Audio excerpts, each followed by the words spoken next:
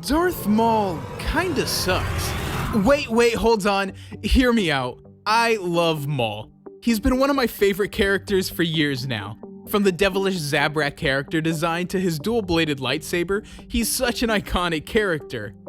And he's also an absolute loser. But I love that about him. With the Maul Shadow Lord series just around the corner and seeing Maul in this new animation style, which is just stunning by the way, the trailers we've gotten for the show have no shortage of Maul aura farming at every turn. I mean, like, look at this. That's so insane. Maul is cool as hell. But that's not why I love the character. If coolness was the only thing a character needed to be compelling, then there would be no shortage of club shittos that would fit that mold. I think Maul is one of the most interesting characters in Star Wars because he is one of the most sad, miserable, and pathetic losers in the franchise. And that's a great thing. Kenobi. Kenobi!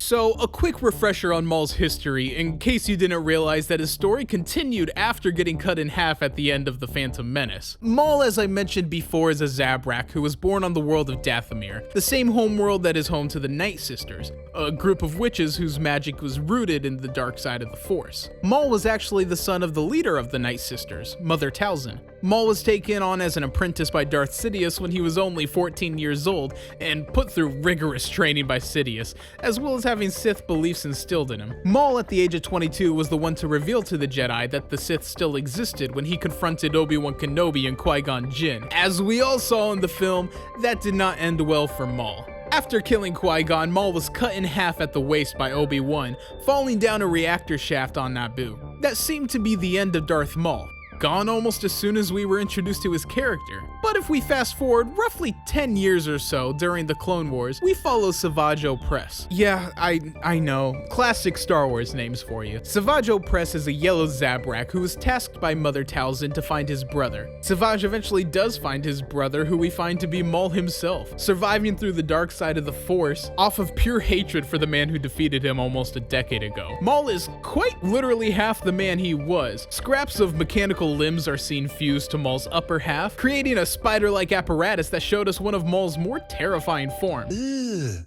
Brother, what's that? Not only physically, but mentally, as his mind has seemingly broken from being isolated and surviving on obsessive hatred after all these years. Eventually, Maul is brought back to Dathomir by his newly discovered brother, and the witches perform a ritual on Maul to help him restore his mind and also give him some sweet new mechanical legs. Maul finds out that his former master, Sidious, has taken on a new apprentice in the form of Count Dooku. Out of anger or maybe spite, Maul still claims to be a Sith Lord and takes his brother Savage on as his own apprentice. Throughout the Clone Wars, Maul was first motivated by his desire to get revenge on Obi-Wan, clashing with him several times throughout the series. Later though, Maul would set his sights on the world of Mandalore, even working with Death Watch, a Mandalorian terrorist faction, to eventually seize power over the planet. Maul then founded the Shadow Collective, an alliance that united multiple criminal organizations whose goal was to defeat both the Republic and the Separatists. Maul would slowly grow in power and influence until Darth Sidious would eventually learn of his doings. Considering Maul a threat to his plans, Sidious would take it into his own hands to take care of his former apprentice. Sidious would duel with both Maul and his brother,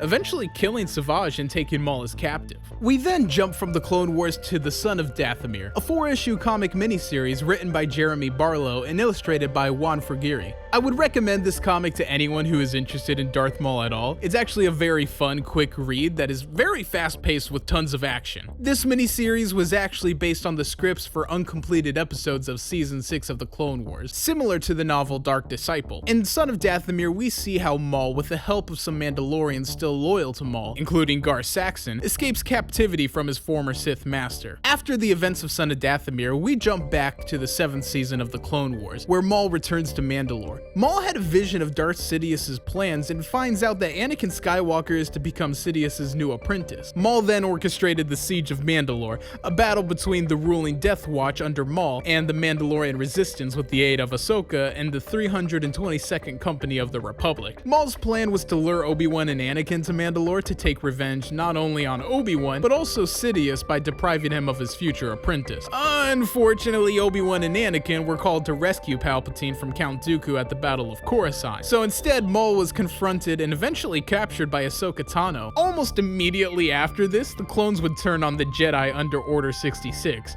including Ahsoka, allowing Maul to escape captivity yet again. After this is when the new series Maul Shadow Lord takes place, so we don't really know what happens right after Order 66, but I'm very excited to find out. But if we fast forward again another 16 years, we find an older Maul in the second season of Star Wars Rebels, stranded on the planet Malachor in his search for a Sith holocron. Discovered by the Jedi Padawan Ezra Bridger, Maul struck an uneasy alliance with Ezra and his master Kanan Jarrus, along with Ahsoka as they battled a handful of Inquisitors on Malachor. Eventually, Maul betrays his Jedi companions, blinding Kanan in attempts to take the Sith holocron for himself, but eventually fell from the temple and escaped in a stolen ship. Maul would encounter Ezra a few more times in later seasons in attempts to make Ezra his own apprentice, and eventually learns that Obi-Wan Kenobi is still alive. Through manipulation of Ezra, Maul learns of Obi-Wan's whereabouts and seeks him out. Arriving on Tatooine, Maul finds Obi-Wan in the deserts and taunts him, trying to incite a battle so he can have his revenge. Obi-Wan only ignites his lightsaber when Maul finds out why the Jedi is on the planet to begin with, to protect something. Or someone. What then follows is one of the shortest but most beautiful lightsaber fights in all of Star Wars. Maul meets his end for certain this time. Obi-Wan catches and cradles Maul after he struck his killing blow. In his final moments, Maul asks Obi-Wan if the person he was protecting was the Chosen One, and Obi-Wan out of kindness tells Maul that it is. Maul, finally accepting the closure, says, He will avenge us. After years of hatred, vengeance, and rage, Maul's life finally comes to an end in Obi-Wan's arms as he closes Maul's eyes in a final act of kindness. I think Maul's last words kind of summarize his character the best. He will avenge us. Vengeance consumed Maul's entire life. He was constantly looking for ways to take revenge against his enemies. Despite being able to build criminal enterprises and take control of an entire planet, Maul was always held back by his desire for revenge. Revenge against Kenobi for taking away half his body, and also revenge against Sidious for abandoning him. The reasoning for every choice Maul makes can always boil back down to vengeance. Despite basically ruling the planet of Mandalore behind the scenes, Maul practically threw his power away by sending his own Mandalorian soldiers out to die, just so he could have the chance to lure Anakin and Obi-Wan to him. All of that influence and power was thrown away just for a chance to flip the bird to his old master who had wronged him. In the words of philosopher Francis Bacon, this is certain, that a man that studieth revenge keeps his own wounds green, which otherwise would heal and do well. Basically, what Bacon is saying is that someone who focuses so much on revenge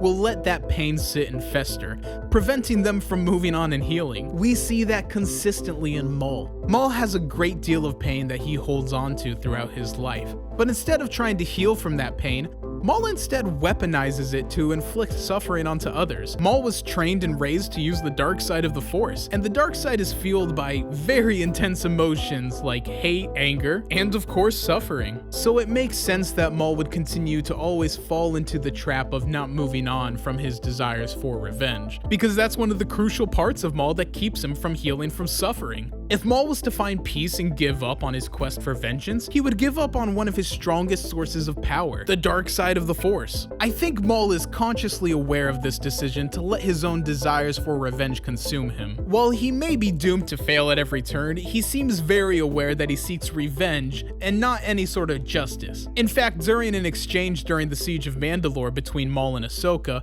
Maul seems to dismiss the idea of justice entirely. Justice is merely the construct of the current power base. There is no justice, no law, no order, except for the one that will replace it. So if Maul doesn't believe in the concept of justice, or at the very least believes that it's an ever-changing idea dependent on who's in power, that leads me to believe that Maul knows what he's chasing is purely self-interested revenge, and not a form of justice. In contrast to Maul's beliefs, the real-world philosopher Friedrich Nietzsche argues, wherever justice is practiced and maintained, one sees a strong power seeking a means of putting an end to the senseless raging of resentment among the weaker power that stands under it, whether they be groups or individuals, partly by taking the object of resentment out of the hands of revenge. I know that's a mouthful, but basically Nietzsche is saying that people need some sort of form of a judicial system to serve justice, because without it, resentment, which is when people have suppressed feelings of envy and hatred that cannot be acted upon, will fester, and society will be at risk of individuals taking revenge into their own hands. While Maul may have a point that the people in power behind any given judicial system may change, he ignores the fact that the ideas behind enacting justice do exist for a good reason. My theory is that being a person who's so infatuated with vengeance because of the wrongs that have been done to him may have warped Maul's views on justice, leading him to believe that there is no hope in any sort of true justice outside of personal retribution. Going back to Nietzsche, he also states that nothing on earth consumes a man more quickly than the passion of resentment. We've discussed how Maul throughout his life has been completely consumed with vengeance and resentment towards both Darth Sidious and especially Obi-Wan Kenobi. I would argue that his drive to enact revenge on Obi-Wan reaches the point of infatuation. Kenobi. Kenobi. Kenobi. Kenobi. Kenobi.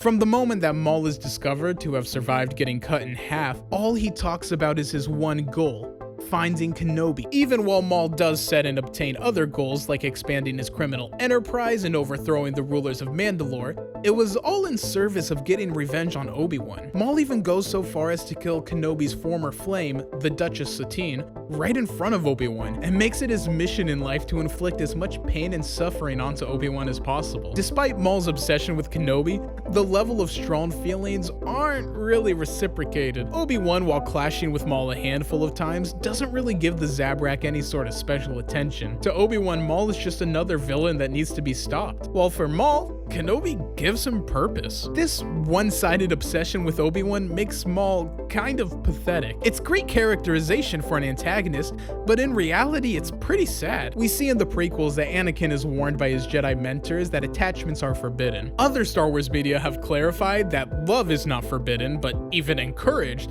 It's when that love turns into a possessive state of attachment where it becomes dangerous and can lead to the dark side. I bring this up because that dangerous state of attachment is what Maul seems to have with Obi-Wan. While maybe in canon it's not in a romantic sense like with Anakin and Padme, it can and has been interpreted that way by some fans. We've gotten plenty of fan art and fan fiction for Obi-Maul for those that want to explore that area of the fandom. I find Maul to be one of the most fascinating and compelling characters in Star Wars, and I also find him to be one of the saddest, most self-sabotaging characters ever written. There have been parallels drawn between Maul and the Greek tragedy of Sisyphus. Sisyphus cursed to roll a boulder up a mountain only to have it fall back down before it reaches the top for eternity. And Maul always trying to gain power and take revenge, but cursed to fall short every time. I'm sure there's also a level of PTSD Maul has from being taken as a child and having Sith ideologies instilled in him at such a young age, but I'm no psychologist and don't have the time to open that can of worms. All I know is that Maul is truly just kind of pathetic at the end of the day, and at first you start to feel bad for the guy until you realize that he's really just causing more harm and suffering to himself and continues to not learn any lessons after each of his failures. I find that such a fascinating way to go about writing the character, and I'm very excited for Maul Shadow Lord and getting to explore what he's been up to between the Clone Wars and his cameo in Solo. Maul, while starting off as little more than a cool-looking two-dimensional antagonist for the heroes to fight, ended up becoming one of the most compelling characters in the franchise and one of my favorite characters in Star Wars as a whole. But I'm curious as to what your thoughts about Maul are, so let me know down in the comments. And if you've made it this far in the video, first of all, thank you so much for sticking around,